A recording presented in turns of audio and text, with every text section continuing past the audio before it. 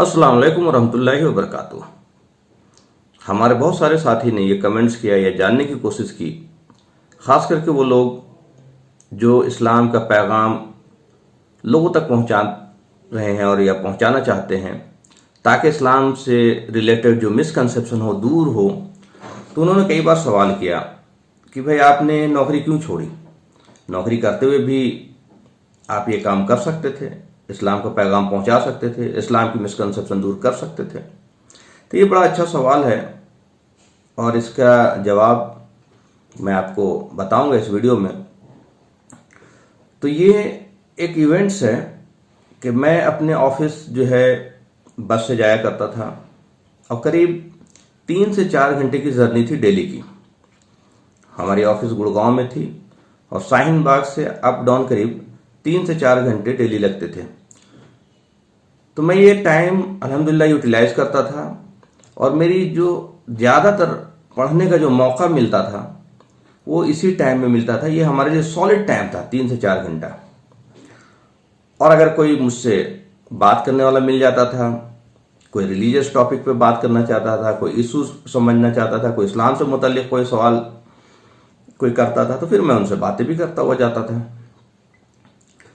तो हमारे ऑफिस में एक सीनियर कंसल्टेंट मदन सक्सेना जी ने ज्वाइन किया था, जो इंजीनियर्स इंडिया लिमिटेड से रिटायर्ड थे और मैं अपनी कंपनी में एज एडिशनल जनरल मैनेजर था उस वक्त।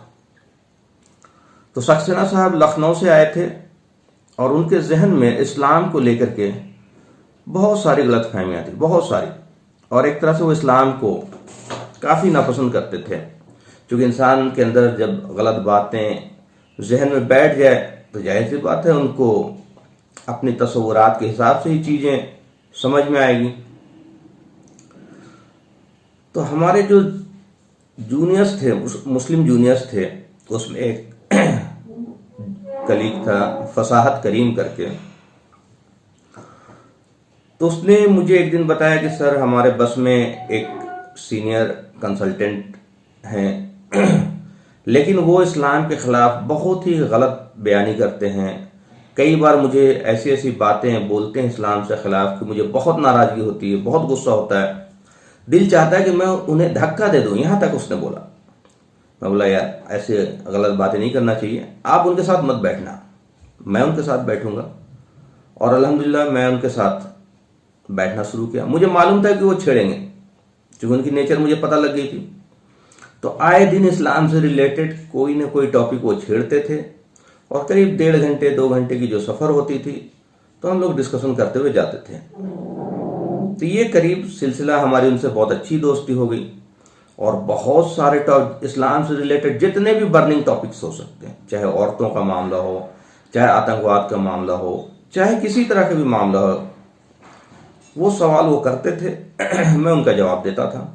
तो हमारे जवाब से वो काफ़ी मुतासिर थे, काफ़ी इम्प्रेस रहते थे और एक तरह से हमारी उनसे दोस्ती हो गई।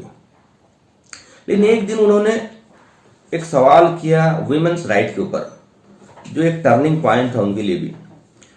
उन्होंने कुछ बोला कि भाई इस्लाम में वीमेंस राइट नहीं है, औरतों के साथ ये जुल्म होता है, औरतों के साथ वो जुल्म होता है।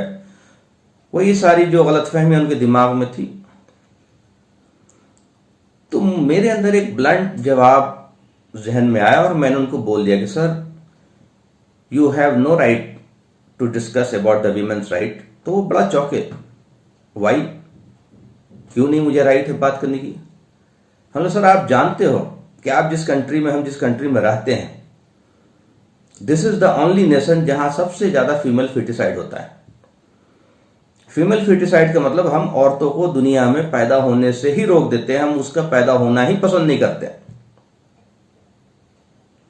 तो आप वुमेन्स राइट में क्या बात करेंगे? कोई हक नहीं है वुमेन्स राइट में आपको बात करने की। इस जवाब ने उनको बिल्कुल अंदर से हिला दिया था। खैर कई दिन तक वो नाराज भी रहे, बातें नहीं की उन्होंने, लेकिन उसके बाद फिर वो नॉर्मल हुए और फिर डिफरेंट टॉपिक्स पे इस्लाम की, फिर वुमेन्स राइट्स के ऊपर भी बात किया उन्होंने। फिर मैंने उनको जवाब भी दिया, मुझे लगा कि नहीं इनको जवाब देना चाहिए वरना इनकी गलतफहमी दूर नहीं होगी। तो अल्हम्दुलिल्लाह 1 साल बाद जब उनका टेन्योर कंप्लीट हो गया एज ए कंसल्टेंट, वो छोड़कर जाने लगे, जब उनका आखिरी दिन था तो उन्होंने मुझे रोका। जब हम लोग बस से उतरे, जो हमारा बस था चार्टर्ड बस, उससे उतरे, तो उन्होंने कहा कि Arman, I want to talk to you, ये मेरा आज आखिरी दिन है, मैं आपसे बात करना चाहता हूँ, हो सकता है फिर मुलाकात हो ना हो। हमने, हाँ सर आप बताइए क्या बोलना चाहते हैं। तो उन्होंने कहा, यू हैव ब्रेन वॉश्ड मी। यही स्टेटमेंट उन्होंने दिया था मदन सक्सेना जी ने, कि यू हैव ब्रेन वॉश्ड मी, तुमने हमारे जहन को चेंज कर दिया। खासकर इस्लाम के खिलाफ जो नफरत और जो अंडरस्टैंडिंग थी, तुमने वो चेंज कर दिया। और मैं एक रिक्वेस्ट करता हूँ तुमसे कि तुम नौकरी छोड़ दो। तो मैं भी चौंका, सर नौकरी छोड़ दूँ, क्यों?